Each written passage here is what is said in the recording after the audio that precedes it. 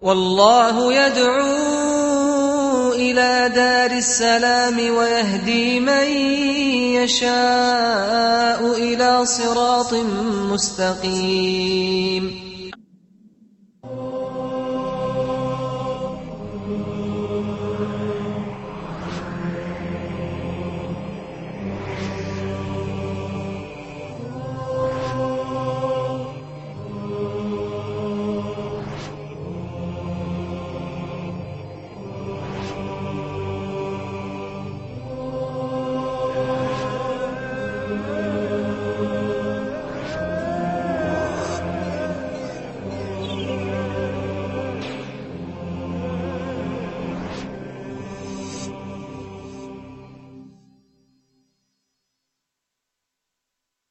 Bismillahir Rahmanir Rahim. In the name of Allah, the Beneficent, the Merciful. I praise Allah, the Creator of the heavens and the earth, and I send peace and blessings to all of the prophets from the beginning of time. From the time of Adam alayhi salam, to Noah, to Abraham, to Moses, to Jesus, to Muhammad, peace and blessings be upon him, all those righteous ones who walk the face of the earth. And I begin with the greeting words of the righteous. Assalamu alaikum wa rahmatullahi wa barakatuh. The Prophet Muhammad, peace and blessings be upon him, was the last of a long series of messengers and prophets. They came to every part of the world. Prophets came to China, to India, to Russia, to Southeast Asia, to Africa, to Europe, to the Americas. And what united these messengers of Allah was the belief in one God. But the final Prophet Muhammad, peace and blessings be upon him, not only confirmed Tawheed, he not only confirmed the unity of belief, but he also confirmed or developed the unity of people themselves. And so amongst his followers were people not only from the Arabian Peninsula, but from Persia, from Europe, from Ethiopia, from all parts of the known world. The Prophet Muhammad, peace and blessings be upon him, dealt with his followers with love, regardless of their color, regardless of the language that they spoke. Amongst his illustrious companions, there are 25 Sahaba who are listed to be from Al-Habasha, from Abyssinia. They were the best of the Sahaba. They had come from their countries, they had struggled, they were striving with the other believers, and there are a few of them who are very prominent in the annals of history. Ayman, radiallahu anha, it is reported by the books of Sirah, the prophetic biography, that she was the dry nurse of the Prophet, peace be upon him, and when his mother passed away, she was the one who brought him back to Mecca. She remained an important person to him all of his life. Even later in Medina, when they mentioned that Ayman was in his presence, the Prophet, peace and blessings be upon him, although he was the last messenger and also a mighty ruler, he would stand and he would greet her with love. From amongst the Ethiopian companions of the Prophet ﷺ was also Sayyidina Bilal radiallahu anh. And he is known as the caller to prayer. He is known as the one who suffered severely during the Meccan period. And when he was being tortured, he would cry, Ahad, Ahad, one. He confirmed and maintained his belief in the one God. And it is reported that the Prophet, peace be upon him, on one occasion, when he was given a vision of paradise, he heard sounds, and he recognized the footsteps of Bilal. And so Bilal was promised paradise, radiallahu anhu, before his death. Amongst the Ethiopian companions also was Menhaj al-Habashi, Abu Bakr al-Habashi, Shukran al-Habashi, Hilal al-Habashi, Amir al-Habashi, and the list goes on, and there are over 25 who are mentioned amongst the major companions. In a minor sense, there were many scores of Ethiopians who were also engaged with the Prophet, peace and blessings be upon him, in the struggle for the establishment of Islam. during the rule or the Khilafat of Umar ibn al-Khattab radiallahu anh, the second caliph. It is reported that activity was going on in the Red Sea, in the islands just below Jeddah. And it is reported that Umar ibn al-Khattab radiallahu anh dispatched an expedition to the coast of Jeddah in order to see what was happening and, if possible, to give dawah to the people they found on the islands in the Red Sea. When they returned, Umar remembered the saying of the Prophet, peace be upon him, who has said, "Leave the Abyssinians as long as they do not interfere with you."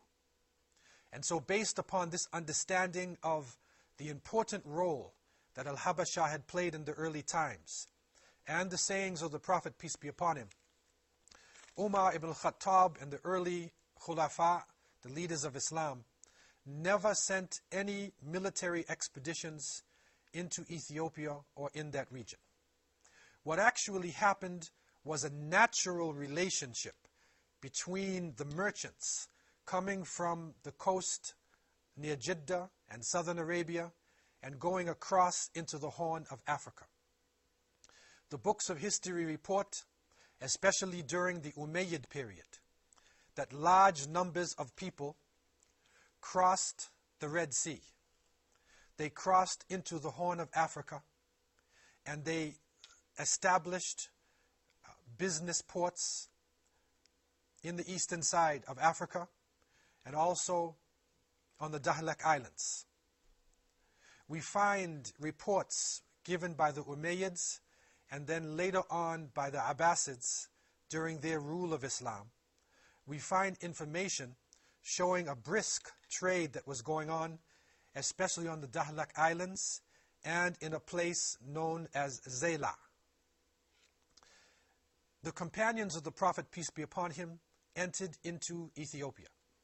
And these are the first real reports that we get about Islam coming into this region since the time of Najashi, the great emperor of Ethiopia. The companions, in a natural trade relationship with the people, did not come as conquerors.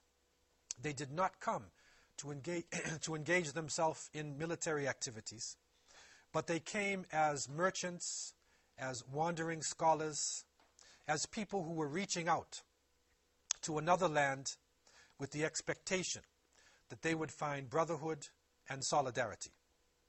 And so it is reported that the companions traveled into Ethiopia and then went further on, higher into the mountains, high into now what is known by history as Aksum.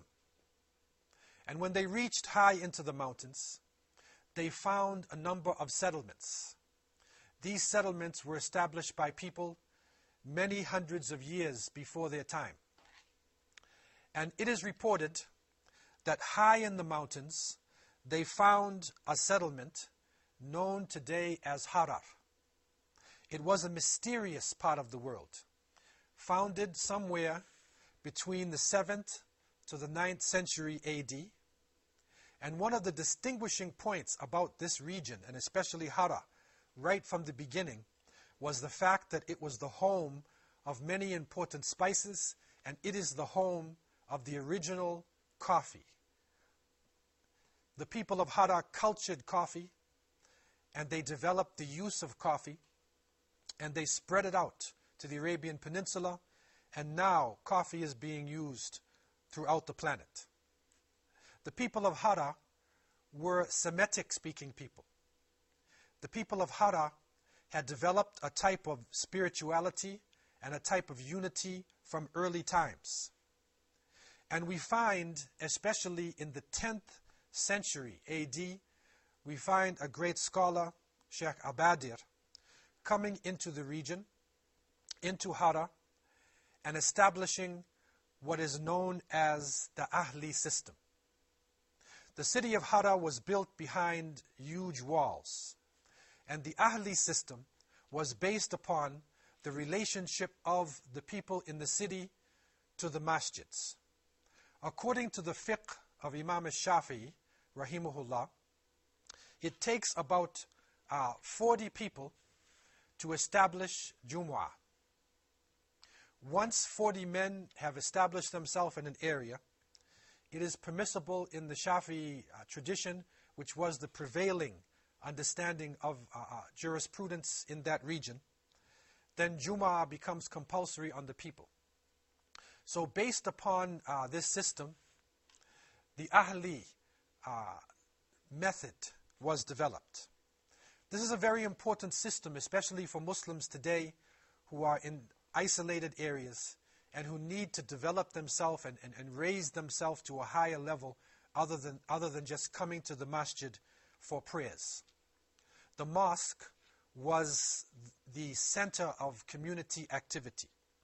The mosque was not only a spiritual place, but it was also a place where political decisions could be made. In the Ahli system, for every 40 families, there was an imam and a masjid. And so in Hara, what developed is a complicated web of masajid, of masjids, with an imam as the responsible person. And this leader, or amir or imam in that area, was responsible not only to establish salat and to educate the children in the Quran and Islamic sciences, but he was also responsible for the welfare of the people who were living in the vicinity of that masjid. Hara, because of this system, takes on a special meaning in Islamic history. Some historians even look to Hara and they give us the information that in this mysterious walled city, that there are more masjids per square meter than anywhere else in the face, on the face of the planet Earth. A masjid every time you turn. Every section of the city is a place to remember Allah subhanahu wa ta'ala. And so the people of Hara developed themselves 82 masjids within a circumference of 3,348 meters. These masjids, these houses of worship, became the hubs of activity. And because of that, the very culture of Hara itself took on a very high spiritual level. The people of Hara were oriented to Islamic sciences, and they developed a powerful grasp of the Arabic language and the book of Allah subhanahu wa ta'ala. And so Hara was well known for this system.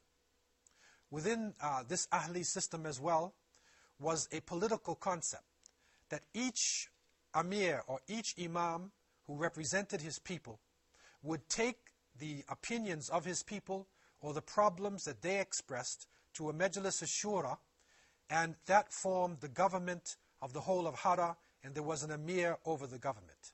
So they developed a type of Islamic system, a mini Islamic state within the walls of this city in Ethiopia. And there they were able to come together to know each other not only as people who prayed, but also to know the subtleties of each other's families, to know the needs and the wants, and to always pray for each other in times of difficulty. Let us take a break and come back after a few moments to discuss more about the mysterious city of Harar.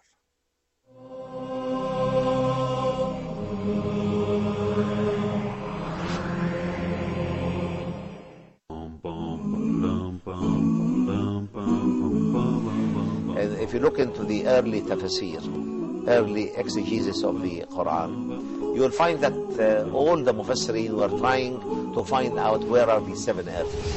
Earthquakes, natural or artificial, can delineate the boundaries between seven different zones within the earth. The conclusion that we have seven different layers within the earth came to notice only in the 20th century. The true believer would prostrate down in obedience to Allah subhanahu wa ta'ala. The blessings of that prostration will reach the seventh earth.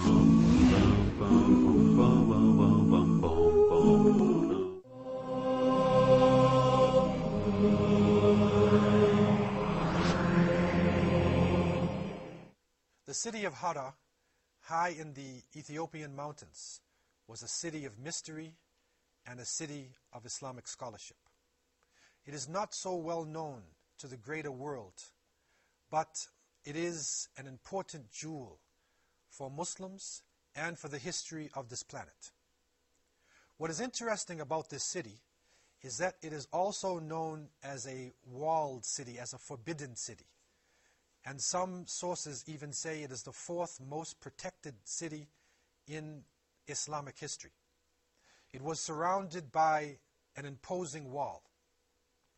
This wall was developed and established in order to keep out the wild beasts that prowled around in the evening in Ethiopia, and also to protect the people from the roving nomadic tribes and for the large armies of enemies who would appear.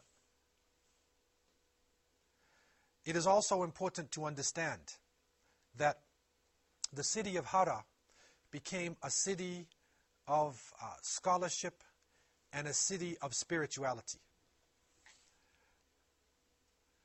Hara itself, because of the use of new technologies, was able to develop a type of Islamic learning that was not found anywhere in the northeast part of Africa. For the people of the Horn of Africa, Hara was a type of Mecca of knowledge. Hara was a forbidden city. Hara was a mysterious city. And above all, it was a city of high spirituality and scholarship. It is reported that up until the 19th century, no non-Muslim ever stepped foot in Hara itself. The city was completely developed and completely organized along Islamic lines and focused upon high spirituality. In 1854, Sir Richard Burton, disguised as a Syrian Muslim, speaking the Arabic language, came into Hara. He found a city with a beautiful climate. He found the people steeped in Islamic tradition and coming from different nationalities. He called it the Timbuktu of the East because Hara was blessed with great scholarship. The people of Hara had developed a type of Arabic calligraphy where they were able to beautify the texts. They were able to bring the classical writings of scholars in such a way that it was pleasing to the eyes.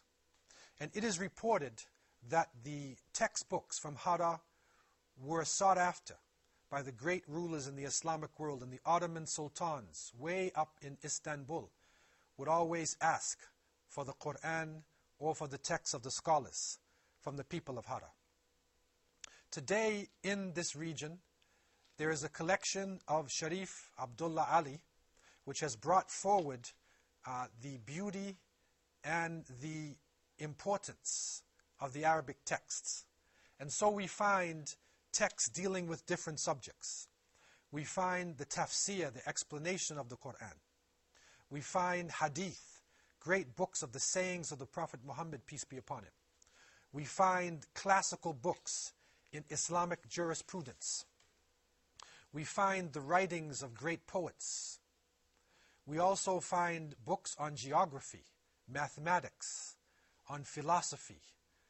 We find that the people of Hara were able to bring in, understand different parts of East Africa, record it in the Arabic language, and make it available for not only the people of their region, but the travelers and the scholars who passed through their area. Hara was recognized for the beauty of its architecture. Hara was recognized for the houses developed where the niche was put into the wall, where porcelain from China was being used by the people over 1,000 years ago, where high culture was found amongst the Muslim people living in that region. Before Nairobi and Addis Ababa, Hara was the most significant city in northeastern Africa and the Horn of Africa. Hara, you could say, was the jewel of the East. Hara was a place that the people had tried to reach from many parts of the world, but few were able to make it through the Ethiopian highlands, through the hostile tribes, and through the terrible wild animals that stalked the land. But those who made it to Hara found a beautiful culture, and they found not only scholarship, but they found basket weaving. They found beautiful clothing. And surprisingly enough, they even found the smallest coins in the world. It is said that the coins minted in Hara with the Arabic language were some of the most beautiful tiny coins ever to be found. And the people of East Africa benefited from these coins.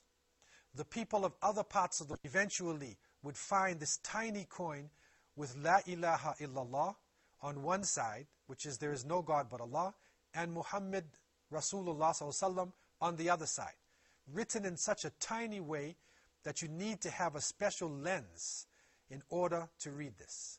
Imagine, this was being done over 800 years ago in the mysterious city of Hara. Another important aspect about the culture of the people living in this region was the relationship of the men to the women. The women of Hara played a very crucial role in the running of the city. The women of Hara were known for their strong personalities and also their skills in trade. The marketplace was controlled by the women. The women had a strong saying, and when the Imam would meet with the people in the Ahli system, he would listen to the women, and he would take the information from the women back to the Majlis al-Shura and back to the Amir, who was governing the town and establishing the way Hara would relate, not only to its citizens, but to other people coming into that region. And so Hara played a very important role in the Horn of Africa during this time. When we look at Hara in relationship to modern-day Ethiopia, we find that before the building of Addis Ababa, that most of the high culture of Ethiopia actually came from Hara. This is a surprise to many people because when Ethiopia is mentioned, normally people would think about the Christians of Ethiopia. If they don't think about the Christians, then they may even think about the droughts. They may think about famine. They may think about crisis. But the reality of Ethiopia and Africa, and especially this fabled city, is that it enjoyed all the parts of culture, of high culture, that were enjoyed by people throughout the planet. Hararis, the people coming out of this region, not only organized their own life to a high level, but they also helped to develop the city of Addis Ababa. They were involved in carpentry. They were masons in the building of the city. They were involved in the organization of the streets. And their contributions will be spoken about within Ethiopia for a long time. One strange report that comes from Hara is that they even found tombstones that they believe dated back to the time of Najashi. Najashi radiallahu an, the emperor who had given sanctuary to the Muslims in the time of the first hijrah, the first migration from Mecca. He was a well-known personality. But most of the books of history end the discussion concerning Ethiopia at the time of Najashi, and it never really opens back up again for centuries. The reality is, when a great ruler accepts any religion, his people accept with him. Najashi struggled against the worship of idols. Najashi struggled against the misunderstandings of the teachings of Jesus, the son of Mary, peace and blessings be upon him. And even though it is not recorded openly in the books, we are now finding information that points to the possibility that some of the companions of Najashi escaped the region after his death and went into the section of Ethiopia of Hara from a high mountainous area of Aksum They went down into Hara, which is now in the southeast area in Ethiopia, and they helped to develop this mysterious city, which is now coming to the surface as an important capital for Islamic scholarship and Islamic culture. And so we look again at the history of Africa. When we look in objective eyes, when we really look at the sources, we recognize that the misunderstandings coming out of history, when dishonest historians would say that Africa had no civilization, that Africa did nothing towards the onward flow of humanity, this misunderstanding needs to be corrected.